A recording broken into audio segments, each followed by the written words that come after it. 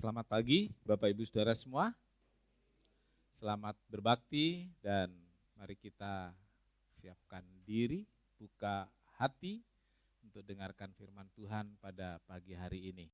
Minggu-minggu ini adalah minggu Prapaskah. Kita mempersiapkan diri, mempersiapkan hati untuk merayakan hari kematian dan kebangkitan Tuhan kita Yesus Kristus. Saudara-saudara, minggu ini sampai pada ucapan yang kelima, yaitu ucapan Yesus di atas salib yang kelima, yaitu aku haus. Ya, aku haus. Ucapan Yesus di atas salib, aku haus, memberitahu kita semua bahwa keadaan Yesus sebenarnya, kondisi sebenarnya saat itu. Ya, dia menderita, dia sengsara, dan saat itu saudaraku, dia benar-benar telah melepaskan semua atribut kealahannya. Ya. Dia benar-benar telah melepaskan atribut kealahannya. Dia telah menghampakan diri, mengosongkan diri. Yesus saat itu benar-benar adalah manusia, 100% manusia. Sama seperti saya, sama seperti saudara, yang kalau dicubit sakit, kalau nggak makan lapar, kalau meneteskan darah itu sakit. Itu yang terjadi di atas salib di jam-jam itu, saudaraku. Di atas salib itu, ketika dia mengatakan aku haus, Yesus benar-benar merasakan penderitaan yang tak tertahankan, yang amat sangat, sehingga ia berteriak, aku haus. Kita baca saudaraku ayat ini di dalam Yohanes 19 ayat 28. Yohanes 19 ayat 28. Kita sama-sama berdiri. Kita membaca ayat ini bersama-sama, kita sebut dari alamatnya. Baik, yang membawa Alkitab dipersilakan membuka Alkitab. Yang membaca dari layar, kita akan baca semua sama-sama. Baik, kita mulai. 2, 3. Yohanes 19 ayat 28. Sesudah itu karena Yesus tahu bahwa segala sesuatu telah selesai, berkatalah ia supaya genaplah yang ada tertulis dalam Alkitab suci. Aku haus. Amin. Silakan duduk. Berbahagialah setiap orang yang telah membaca, mendengar, dan melakukan firman Tuhan. Tuhan Yesus memberkati. Haleluya. Saudaraku, tadi sudah diuraikan bahwa kata-kata aku haus ini menunjukkan penderitaan yang luar biasa dari Yesus Tuhan kita. Penderitaan yang amat sangat karena dia telah melepaskan semua atribut kealahannya. Dia manusia 100% sama seperti saudara dan saya. Aku haus diucapkan dalam kondisi seperti itu, saudaraku. Kondisi seorang manusia yang menderita. Saudara-saudara, manusia membutuhkan air untuk bertahan hidup. Saya melihat tulisan rekan di sosmed, saudaraku. Rupanya di daerahnya 3 hari nggak ada air, saudaraku. 3 hari nggak ada air. Dia tulis begini, saudaraku. Lebih baik nggak punya air, lebih baik nggak punya duit daripada nggak punya air. Saudara setuju nggak? Enggak lah. Iya kan? Setuju apa enggak? Ya, saudara pasti berpikir yang penting punya duit, karena kalau ada duit bisa beli air. Masalahnya airnya nggak ada, saudara, yang mau dibeli. Bagaimana? Masih mau bilang lebih baik punya duit daripada lebih baik nggak punya duit daripada nggak punya air? Masih bisa? Punya duit nggak bisa beli air, nggak ada air, saudaraku. Itu yang terjadi di daerah itu, saudaraku. Dia bilang lebih baik nggak punya duit daripada nggak punya air. Kenapa, saudaraku? Air dibutuhkan untuk bertahan hidup. Tubuh manusia dewasa terdiri dari 70% air, 70% cairan. Jadi sangat dibutuhkan air itu untuk minum supaya seorang bisa bertahan hidup. Nah, terlebih kalau kita melihat Yesus, saudaraku, di tengah perjalanan menuju Golgota, dia sudah mengalami siksaan. Sepanjang perjalanan dia mengalami aniaya. Sehingga saudaraku, kita bisa memahami bahwa ucapan penderitaan secara jasmani ini diucapkan. Dan ini adalah satu-satunya ucapan dari Tuhan Yesus tentang penderitaan jasmaninya. Ungkapan penderitaan jasmani itu satu-satunya ini yang diucapkan Yesus. Baik di atas salib ataupun sepanjang hidupnya. Dia nggak pernah ngeluh, dia nggak pernah berteriak sesuatu yang jadi kebutuhan dirinya sendiri. Tapi kali ini saudaraku, dia mengungkapkan, aku haus. Karena Yesus telah mengalami penderitaan sejak dia ditangkap di Taman Getsemani. Digiring sampai ke rumah Kayafas, lalu Pilatus, lalu perjalanan ke Golgota, dan di atas salib itu dia berseru, aku haus. Nah saudaraku, untuk memahami perkataan ini, kita melihat beberapa hal. Yang pertama, kita melihat kronologinya. Ya, kronologi sampai Yesus mengucapkan kata-kata ini. Ini untuk memahami kalimat itu diucapkan oleh seorang yang dalam kondisi seperti apa. Saudaraku, disampaikan tadi bahwa dari malam setelah Yesus ditangkap di Getsemani, lalu dini hari dia mulai mengalami siksaan. Ini menurut orang di sana gitu ya. Jadi waktu Yesus ditangkap di rumah Kayafas, ya di rumah Kayafas, untuk menunggu pagi, karena ditangkapnya malam ya, tangkapnya malam. Nah, untuk menunggu pagi, Yesus ditaruh dalam satu lubang, kayak sumur gitu ya, kayak sumur, tapi agak besar. Di situ tempat penjahat-penjahat dipenjarakan, dan waktu itu kosong dan Yesus ditaruh di sana, menunggu pagi. Tempat itu dalam saudaraku, kira-kira ada 7-8 meter. Gelap, jadi nggak ada cahaya, hanya ada satu lubang kecil. Nah, Yesus di sana sampai pagi. Dan tempat itu sangat dingin saudaraku, kalau musim dingin. Karena kira-kira Yesus ditangkap juga di musim-musim yang nggak terlalu panas ya, dingin. Jadi Yesus ditaruh di satu lubang yang dalam, luasnya kira-kira mungkin ada 2 meter gitu lingkarannya. Dan sekarang di tempat itu ditaruh semacam mimbar gini, karena kalau ada kelompok kecil di sana pendetanya kasih renungan tentang kira-kira Yesus di sana menderitanya seperti apa, begitu ya. Lalu di lubang itu juga pemandu menceritakan tentang kira-kira Yesus di sana berapa lama sampai menunggu pagi. Nah, ketika pagi, saudaraku, Yesus diadili mulai dari tempat Kayafas, rumah Kayafas itu sampai ke tempat Pilatus. Perkataan ini diucapkan, saudaraku, ketika Yesus sudah di atas salib hampir 6 jam. Jadi belum 6 jam. Kalau waktunya jam 9 sampai jam 3, itu Yesus disalib.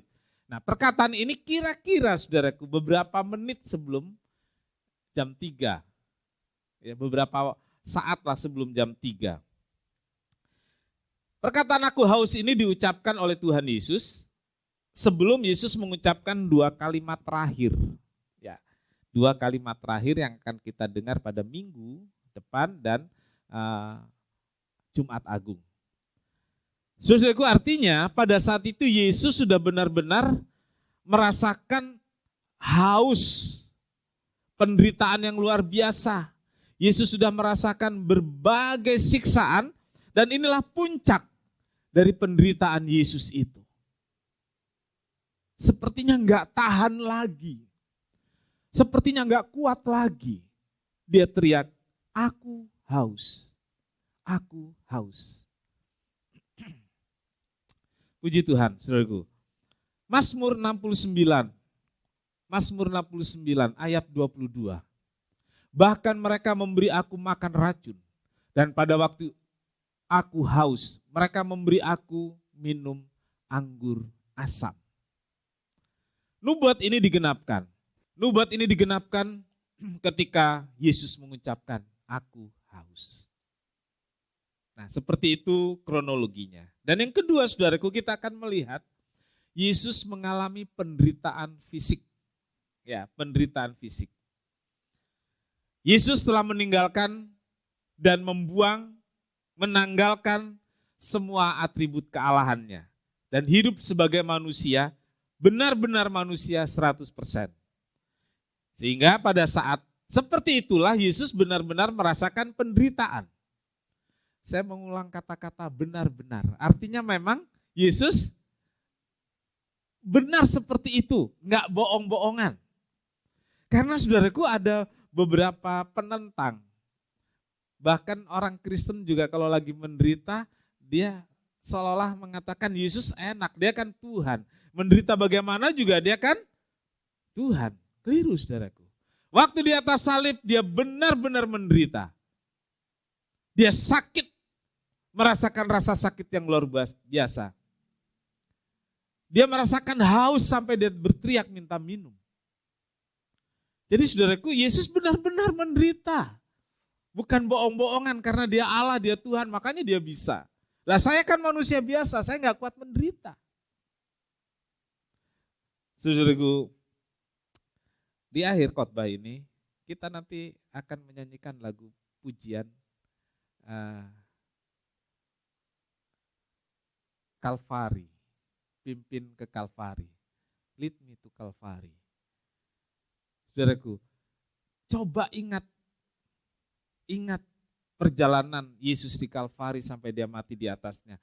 Jika kita menderita, jika kita merasakan kesulitan yang luar biasa, Yesus telah mengalami itu semua lebih dulu. Dan ini membuat kita kuat, membuat kita bisa ikut di jalan ke Kalvari itu. Salib yang kita hadapi tidak seberat salib yang Yesus pikul. Iya. Salib yang kita pikul, seringkali kita berusaha memotongnya.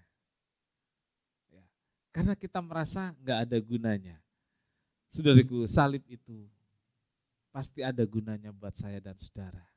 Pikullah dan Tuhan beri kekuatan. Saudaraku, yang Yesus rasakan adalah tenggorokannya kering. Sama seperti kalau kita haus. Ya, tenggorokannya kering.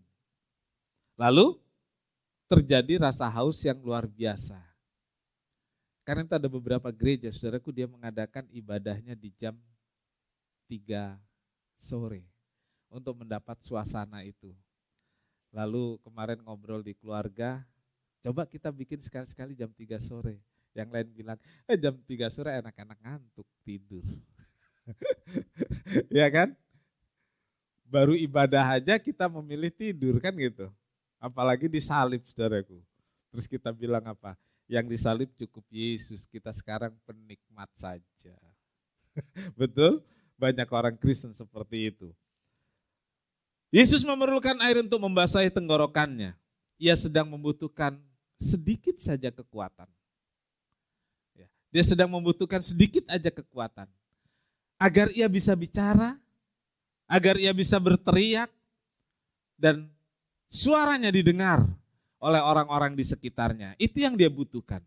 Yesus ingin mengatakan sesuatu, karena dia tahu tugasnya hampir selesai. Pembacaan kita tadi kan begitu ya, bahwa hampir selesai, itu sebabnya dia ingin dapat kekuatan untuk menuntaskan pekerjaannya.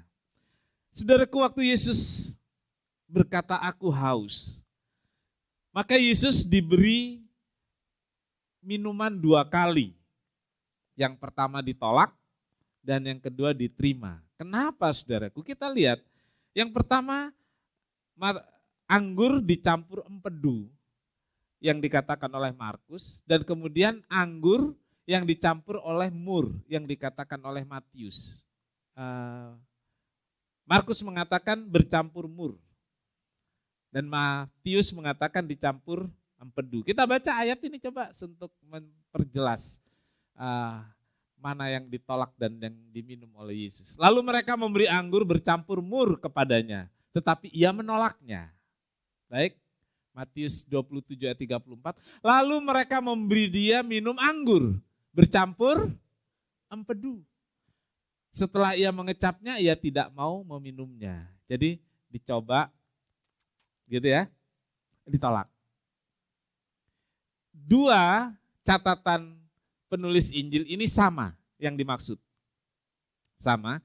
Matius dan Markus menulis anggur yang diberikan dengan kalimat yang berbeda, tapi anggur itu sebenarnya jenisnya sama. Ya, jenisnya sama. Yang dimaksud yaitu anggur dengan rasa pahit. Dan anggur ini ditolak, saudaraku. Kenapa ditolak? Anggur yang bercampur empedu atau mur mengandung penahan rasa sakit atau penghilang rasa sakit. Ya, jadi ada tumbuhan alami atau hal-hal yang dicampur pada masa-masa lalu itu bisa membuat rasa sakit itu hilang. Gitu ya, rasa sakit hilang atau tahan, seperti katakanlah Coca-Cola.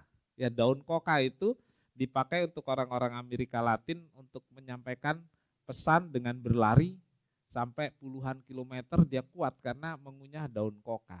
Itu kemudian Coca-Cola yang kita minum dari daun itu, saudaraku. Jadi kuat, tahan gitu ya.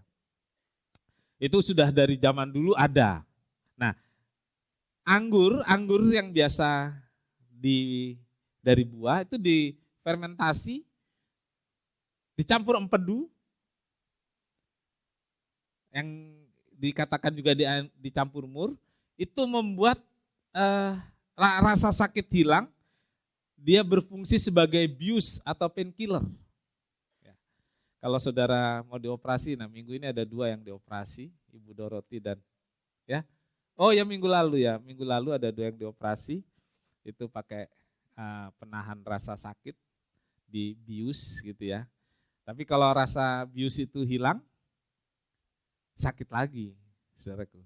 Saya pernah operasi jam 8 sore,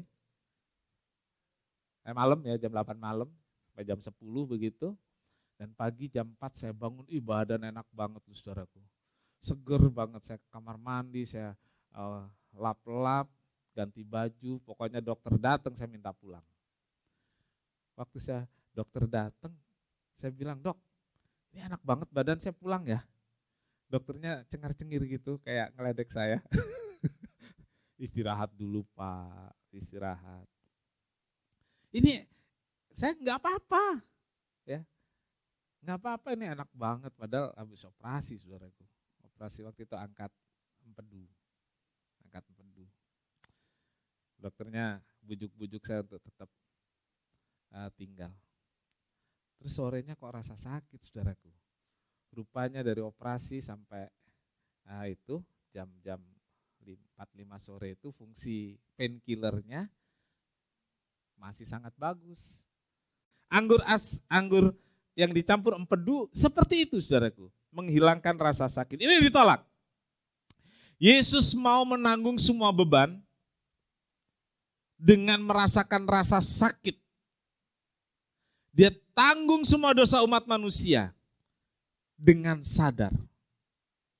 Dengan sadar bahwa dia sedang memikul beban dosa. Rasa sakit bagi Yesus bukan hambatan. Bukan. Dia sudah terima rasa sakit itu, penderitaan itu. Mulai dia lahir. Dan puncaknya sampai dia disiksa, sampai dia di atas salib hampir 6 jam. Dia sudah rasakan dan dia rela, saudaraku. Rasa sakit bukan hambatan, bukan halangan. Dia tahu beberapa menit lagi dia akan tuntaskan pekerjaan itu. Beberapa saat lagi dia akan selesaikan tugas mulia menanggung dosa umat manusia. Dia nggak mau gagal hanya karena asupan painkiller, asupan bius. Itu sebabnya ditolak. Setelah dicoba, dia tahu rasanya. Ini bius. Kenapa diberi? Saya yakin tentara Romawi juga kasihan lihat Yesus menderita ya. Jadi mau dikasih penahan rasa sakit. Tapi Yesus menolak. Yesus mau dan rela merasakan rasa sakit karena dosa saya dan saudara. Saya ulangi. Yesus mau. Yesus rela merasakan rasa sakit dan penderitaan karena dosa saudara dan saya. Amin. Dia mau, dia rela. Dia nggak mau bohong-bohongan dengan menerima asupan anggur bercampur mur. Itu semua karena Tuhan Yesus mengasihi saya dan mengasihi saudara. Lalu kita baca dalam Matius 27 ayat 48, saudaraku. Matius 27 ayat 48, dan segeralah datang seorang dari mereka, ia mengambil bunga karang, mencelupkannya ke dalam anggur asam, lalu mencucukkannya pada sebatang buluh dan memberi Yesus minum. Jadi setelah pemberian yang pertama ditolak, lalu ada pemberian lagi. Dan ini diterima, disebutnya sebagai anggur asam. Ya. Anggur asam adalah minuman biasa, bukan fermentasi. Dan minuman ini biasa diminum oleh tentara Romawi atau orang-orang sebagai penghilang rasa haus. Kira-kira ini semacam jus gitu ya, jus anggur kan ada asam-asamnya gitu ya. Tapi kan beda sama yang sudah difermentasi, ada rasa pahit ya. Rasanya kalau saudara yang pernah minum wine atau minuman beralkohol kurang lebih kan seperti itu rasanya, dan sangat berbeda dengan anggur jus, ya jus anggur maksudnya. Nah Yesus terima ini saudaraku, Yesus terima, dan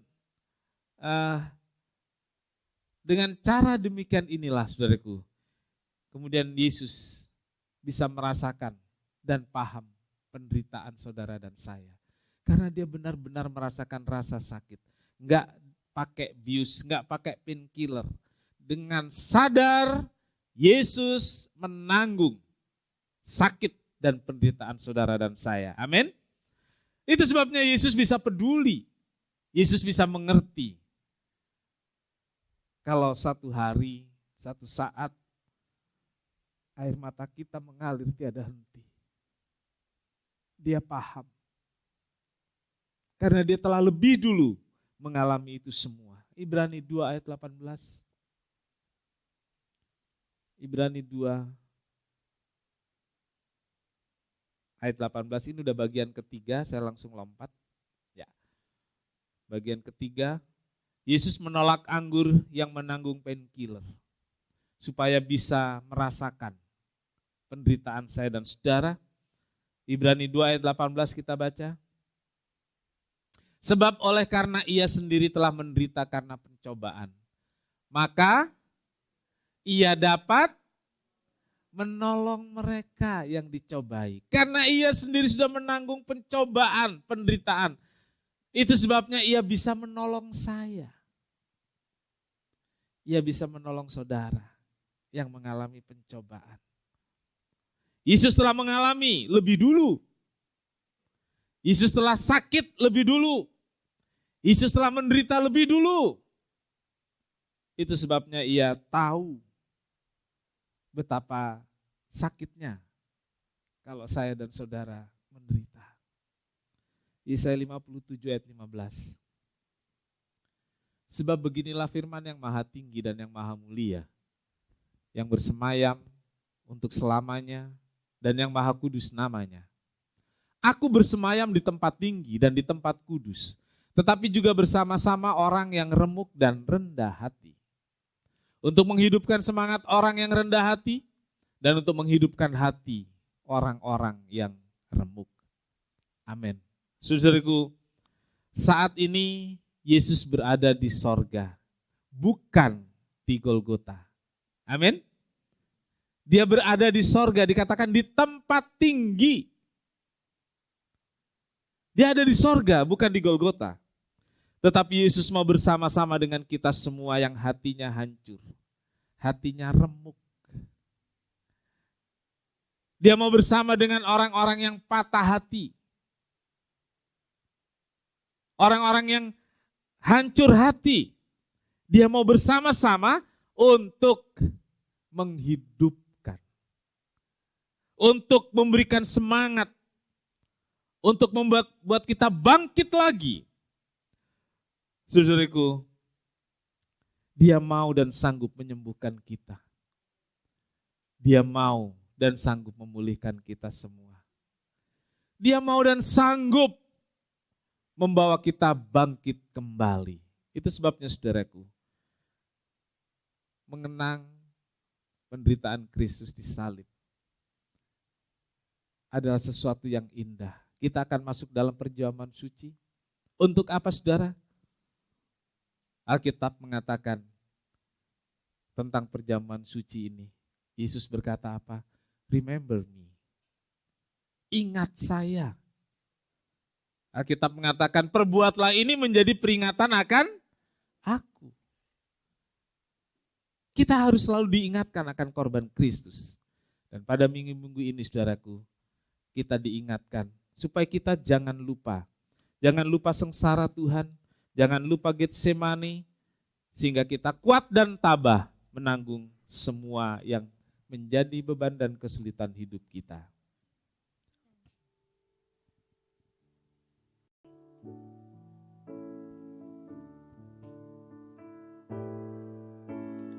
Mahkotailah Raja hidup, mulia bagimu.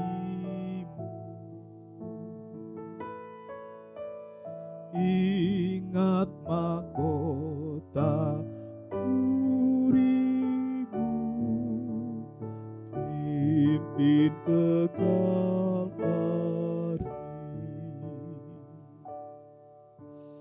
Jangan lupa Getsemani, jangan lupa sengsaranya, jangan lupa cinta Tuhan, pimpin ke Kalvari.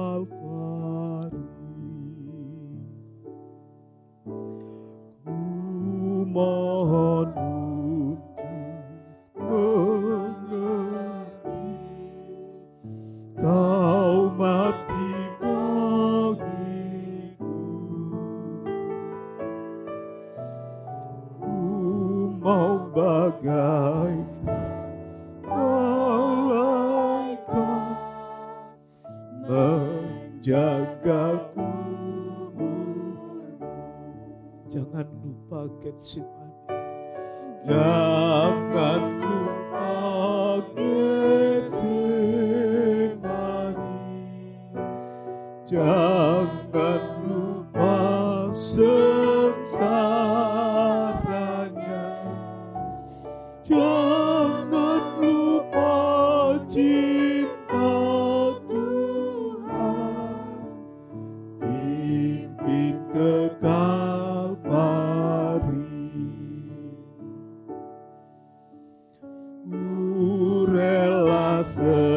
segenap hati memikul salibku. Terima cawan baik sertanya, pimpin ke Kalvari. Jangan lupa Yesus.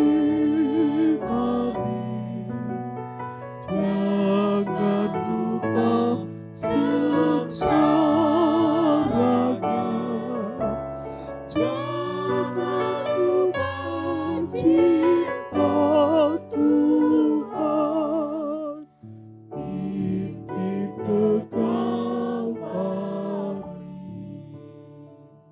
Kita sama-sama berdiri.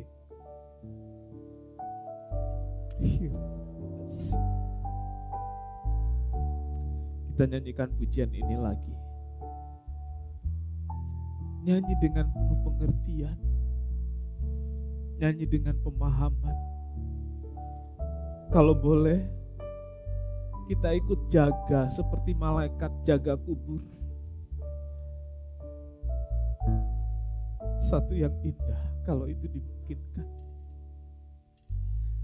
Mahkotailah Raja hidup, mulia bagimu. Ingat mahkota durimu, pimpin ke Kalvari. Jangan lupa Getsemani, jangan lupa sengsaranya, jangan lupa cinta Tuhan, pimpin ke Kalvari. Ku mohon untuk mengerti. Ku mohon untuk mengerti, Kau mati bagiku. Ku mau bagaikan malaikat menjagaku. Oh, jangan lupa Getsemani, jangan lupa Getsemani, jangan lupa sengsaranya, jangan lupa cinta Tuhan, pimpin ke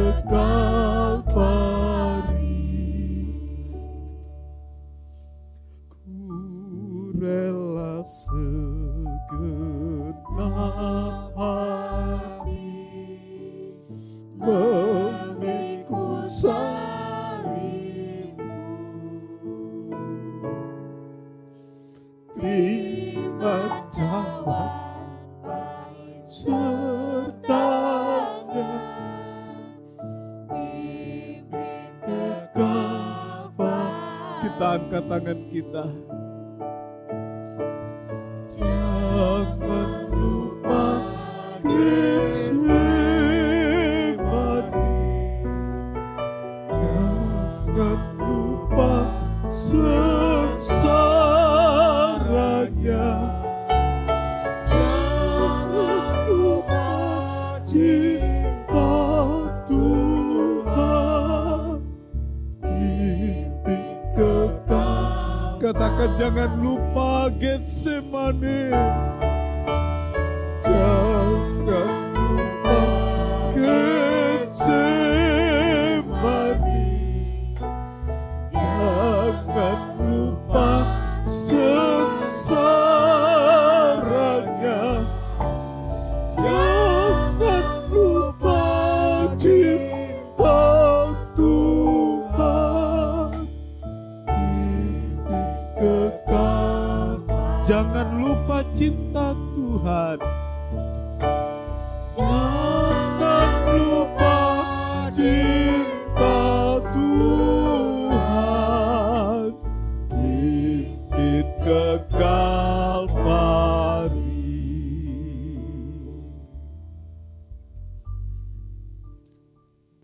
Kami datang padamu Tuhan.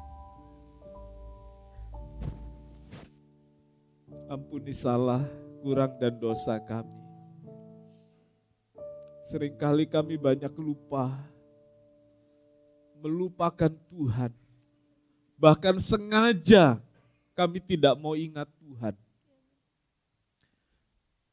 Tapi pagi hari ini kami diingatkan agar kami selalu ingat peristiwa Kalvari.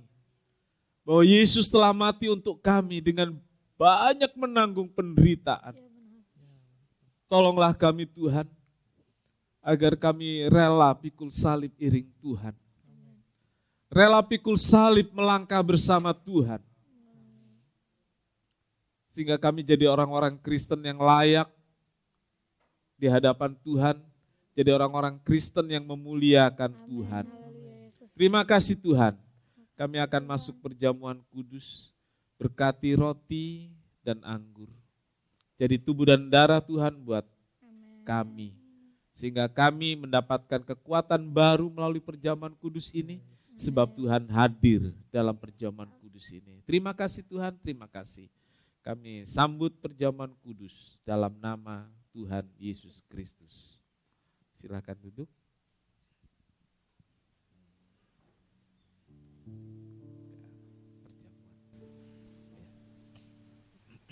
Silakan saudara buka. Kita akan masuk dalam perjamuan kudus ini. Mari kita kembali berdiri. Kita mesambut perjamuan kudus dengan penuh ucapan syukur. Jangan lupa Getsemani, jangan lupa sengsaranya, jangan lupa cinta Tuhan, pimpin ke Jangan lupa cinta Tuhan. Jangan lupa cinta Tuhan, pimpin ke Kalvari. Angkat roti, angkat hosti dengan tangan kanan lebih tinggi dari kepala. Tubuh Yesus dihancurkan, dipecahkan karena kita. Dengarkan firman Tuhan dan jawablah dengan yakin, dengan iman. Inilah tubuhku yang diserahkan bagi kamu. Perbuatlah ini menjadi peringatan akan daku. Saudara, hosti yang kita angkat bersama, bukankah persekutuan dengan tubuh Kristus? Haleluya. Makan dengan percaya dalam nama Tuhan Yesus Kristus.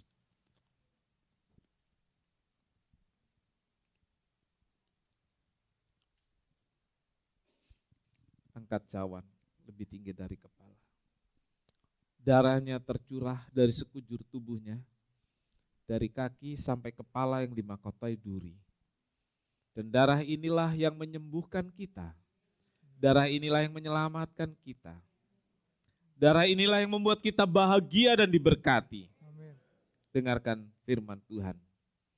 Cawan ini adalah perjanjian baru yang dimeteraikan oleh darahku. Perbuatlah ini setiap kali kamu meminumnya, menjadi peringatan akan daku. Saudara, cawan yang kita angkat bersama, bukankah persekutuan dengan darah Yesus? Haleluya. Minum dengan percaya dalam nama Tuhan Yesus.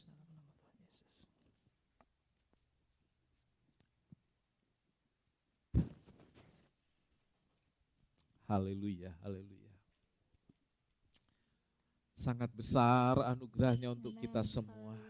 Oh, haleluya. Sangat besar anugerahnya yang aku terima.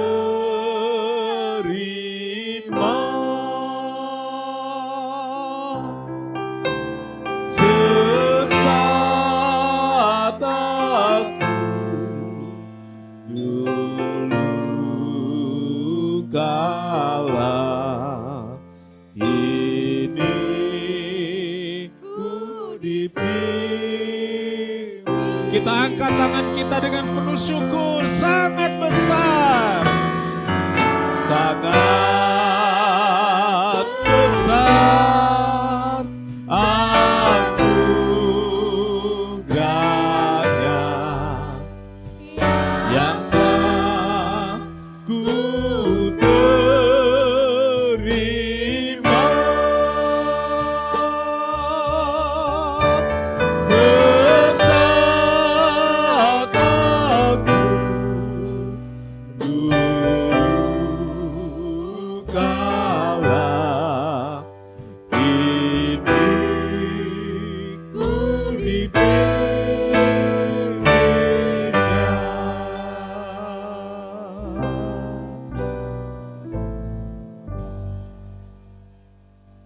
Kami dulu sesat seperti domba yang tidak punya gembala, nggak tahu jalan pulang. Tapi saat ini kami bersyukur karena anugerah Tuhan, kami ada dalam pimpinan Tuhan. Dan jalan pulang ke sorga telah kami temui di dalam Yesus.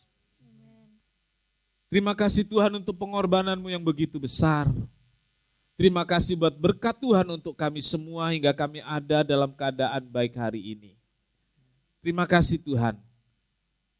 Berkati seluruh jemaat, berkati keluarganya, berkati pekerjaannya, berkati studinya. Berkati dengan anugerah dan damai sejahtera, sehingga seluruh jemaat menikmati hidup berbahagia dan terpelihara oleh Tuhan. Tuhan Yesus memberkati persembahan anak-anakmu baik itu untuk kas gereja, memberkati persepuluhan yang dikembalikan pada Tuhan, memberkati persembahan untuk dana renovasi dan juga untuk dana Paskah. Berlipat ganda Tuhan limpahkan sehingga jemaat mengalami kelimpahan dari Tuhan sekarang dan selama-lamanya. Pimpin kami pulang dengan selamat dalam berkat dan anugerah Tuhan. Terima kasih Tuhan. Tuhan memberkati engkau dan melindungi engkau. Tuhan menyinari engkau dengan wajahnya dan memberi engkau kasih karunia. Tuhan menghadapkan wajahnya kepadamu dan memberi engkau damai sejahtera. Saudara kekasih, terimalah berkat dan damai sejahtera dari Allah Bapa, kasih karunia dari Tuhan Yesus, serta persekutuan Roh Kudus, serta kita semua sekarang sampai selama-lamanya. Ini doa kami yang kami alaskan dalam satu nama, yaitu di dalam nama Tuhan Yesus Kristus Juru Selamat dan Penebus kami berdoa. Bapa kami yang di surga, dikuduskanlah namamu, datanglah kerajaanmu, jadilah kehendak-Mu di bumi seperti di sorga. Berikanlah kami pada hari ini makanan kami yang secukupnya, dan ampunilah kami akan kesalahan kami, seperti kami juga mengampuni orang yang bersalah kepada kami. Janganlah membawa kami ke dalam pencobaan, tetapi lepaskanlah kami daripada yang jahat. Karena Engkaulah yang punya kerajaan dan kuasa dan kemuliaan sampai selama-lamanya. Amin. Bapa, terima kasih. Bapa, terima kasih. Bapa di dalam surga, ku berterima kasih.